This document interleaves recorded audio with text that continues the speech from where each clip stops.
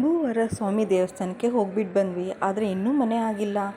ಯಾವೆಲ್ಲ ತಪ್ಪು ನೀವು ಮಾಡ್ತಾ ಇದ್ದೀರಾ? ನಿಮಗೆ ಗೊತ್ತಿಲ್ಲದೆ ನೀವು ತಪ್ಪು ಮಾಡಿರೋದು ಯಾವುದು ಅಂತ ನೀವು ತಿಳ್ಕೊಬೇಕಾ? ಖಂಡಿತ ಈ ಒಂದು ವಿಡಿಯೋನ ಕಂಪ್ಲೀಟ್ ನೋಡಿ, ನಿಮಗೆ ಅರ್ಥ ಆಗುತ್ತೆ.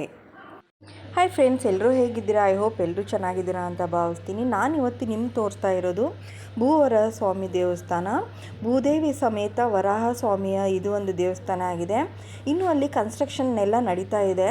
ತುಂಬ ಕನ್ಸ್ಟ್ರಕ್ಷನ್ ಇದೆ. ಏನಂದರೆ 7 ಬಾಗಿಲು ದಾಟಿಬಿಟ್ಟು ನಾವು ವರಾಹ ಸ್ವಾಮಿನ ದರ್ಶನ ಮಾಡಬೇಕು ಅಂತನೋ ಪ್ಲ್ಯಾನಿಂಗು ಇದು ಇವಾಗ ಕನ್ಸ್ಟ್ರಕ್ಷನ್ ಮಾಡೋದೆ.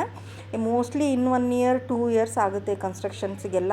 ಬಟ್ ತುಂಬ ಚೆನ್ನಾಗಿ ಕನ್ಸ್ಟ್ರಕ್ಟ್ ಮಾಡ್ತಾ ಇದ್ದಾರೆ. ತುಂಬ ಫೇಮಸ್ ಆಗಿರೋದು, ಎಲ್ಲರಿಗೂ ಒಂದು ಕನಸಿದೆ, ನಮಗೆ ಅಂತ ಒಂದು ಸ್ವಂತ ಮನೆ ಇರಬೇಕು ಅಂತ ಹೇಳ್ಬಿಟ್ಟು. ಖಂಡಿತ ಅದು ನನಗೂ ಅದೇ ಕನಸಿರೋದ್ರಿಂದ ನಾನು ಭೂವರ ಸ್ವಾಮಿ ದೇವಸ್ಥಾನಕ್ಕೆ ಬಂದಿದ್ದೀನಿ. ಲಾಸ್ಟ್ ಟೈಮ್ ಕೂಡ ಬಂದಿದ್ದೆ, ಆ ವಿಡಿಯೋ ಕೂಡ ನಿಮಗೆ ನಾನು ಅಪ್ಲೋಡ್ ಮಾಡಿದ್ದೀನಿ. ಬಟ್ ಇವಾಗ ಏನಕ್ಕೆ ಬಂದಿದ್ದೀನಿ, ಸಾಯಂಕಾಲ ಆಗಿದೆ. ಏನಕ್ಕೆ ಅಂದರೆ ನಾನು ಬಂದಿರೋದು ಸೋಮವಾರ. ಇನ್ನಿನ್ನು 2 ಡೇಸ್ಗೆ ಧನುರ್ಮಾಸ ಮುಗಿದು ಹೋಗ್ಬಿಡುತ್ತೆ. ಧನುರ್ಮಾಸದಲ್ಲಿ ನಾವು ದೇವ್ರ ದರ್ಶನ ಮಾಡ್ಕೊಂಡ್ಬಿಟ್ಟು ಅದು ಸೇವೆ ಮಾಡಬೇಕು ಅಂತ ಅನ್ನೋದು ಒಂದು ಪದ್ಧತಿ ಇದೆ. ಅವತ್ತು ಏನಕ್ಕಂದರೆ ಎಲ್ಲರಿಗೂ ಗೊತ್ತಿರೋ ಹಾಗೆ ವಿಷ್ಣು ದೇವ್ರಿಗೆ ಧನುರ್ಮಾಸ ಅನ್ನೋದು ತುಂಬ ಪ್ರಿಯವಾದ ಮಾಸ ಆಗಿರೋದ್ರಿಂದ ಅವತ್ತು ಮಾಡೋಣ ಅಂತ ಹೇಳ್ಬಿಟ್ಟು ನಮಗೆ ಬೆಳಗ್ಗೆ ಬರೋಕ್ಕಾಗಿಲ್ಲ, ನಮ್ಮ ಮನೆಯವ್ರ ಡ್ಯೂಟಿ ಇರೋ ಕಾರಣಕ್ಕೆ. ಹೀಗಾಗಿ ಸಾಯಂಕಾಲ ಆದರೂ ಪರವಾಗಿಲ್ಲ ಹೋಗೋಣ ಅಂತ ಹೇಳ್ಬಿಟ್ಟು ಬಂದ್ವಿ. ಇನ್ನೊಂದು ಏನಂದರೆ, ನಾವು ಈಗ ಫಸ್ಟ್ ಒಂದು ಸತಿ ನಾನು ಆಲ್ರೆಡಿ ಬಂದಿದ್ದೆ. ಇನ್ನೊಂದು ಸತಿನೂ ಏನಕ್ಕೆ ಬಂದಿದ್ದೀನಿ ಅಂತಂದರೆ, ಇವಾಗ ಇಲ್ಲಿ ಎಷ್ಟೊಂದು ಸರ್ತಿ 1 ಸತಿ 2 ಸತಿ ಎಲ್ಲರೂ ಮಣ್ಣು ತೊಗೊಂಡು ಪ್ರದಕ್ಷಿಣೆ ಹಾಕ್ಬಿಟ್ಟು ಎಲ್ಲನೂ ಮಾಡಿ ಹೋಗಿರ್ತಾರೆ. ಬಟ್ ನನಗೆ ಇಲ್ಲಿವರೆಗೂ ಗೊತ್ತಿರಲಿಲ್ಲ. ಬಟ್ ಇವಾಗ ನನಗೆ ಗೊತ್ತಾಯಿತು ಒಂದು ಸತ್ಯ.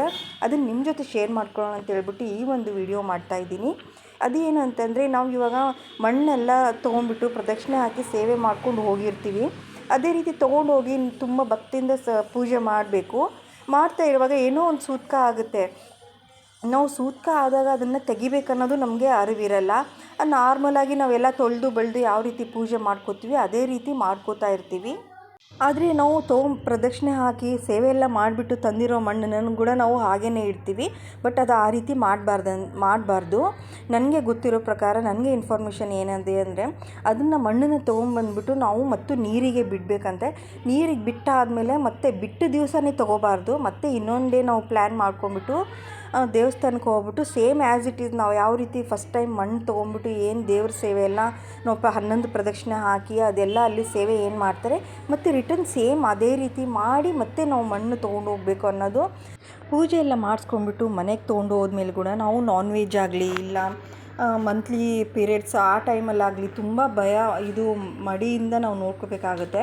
ಏನಂತಂದರೆ ದೇವ್ರ ಮನೇಲಿ ಇಟ್ಬಿಟ್ಟು ಎಷ್ಟು ದೇವ್ರ ಭಕ್ತಿಯಿಂದ ನಾವು ಪೂಜೆ ಮಾಡ್ತೀವಿ ಅದೇ ರೀತಿ ಈ ಮಣ್ಣು ಕೂಡ ನಾವು ಅಷ್ಟೇ ಶ್ರೇಷ್ಠವಾಗಿ ನೋಡಿ ಪೂಜೆ ಮಾಡಬೇಕು.